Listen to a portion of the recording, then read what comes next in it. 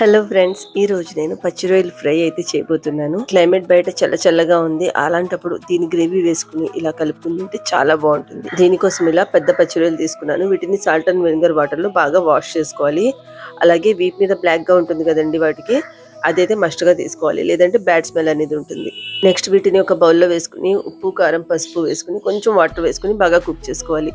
ఎందుకంటే పెద్ద పచ్చిరొయ్యలు కదా, లోపల దాకా కుక్ అవుతాయి ఇలా చేస్తే. ఒక నాన్ స్టిక్ ప్యాన్ లో ఉల్లిపాయలు, పచ్చిమిరపకాయలు వేసుకుని బాగా ఫ్రై అయిన తర్వాత అల్లం వెల్లుల్లి, కొంచెం కారం, ధనియా పౌడర్, స్పైసెస్ అన్ని కూడా వేసుకోవాలండి. గరం మసాలా పౌడర్, అలాగే బ్లాక్ పెప్పర్ పౌడర్, ఇవన్నీ కూడా కొంచెం వేగిన తర్వాత బాయిల్ అయిన పచ్చిరొయ్యలు వేసుకుని కరివేపాకు వేసుకుని లో ఫ్లేమ్ లో ఒక 10 minutes కుక్ చేసుకుంటే ఎంతో టేస్టీగా ఉండే పచ్చిరొయ్యలు ఫ్రై అయితే రెడీ అయిపోతుంది.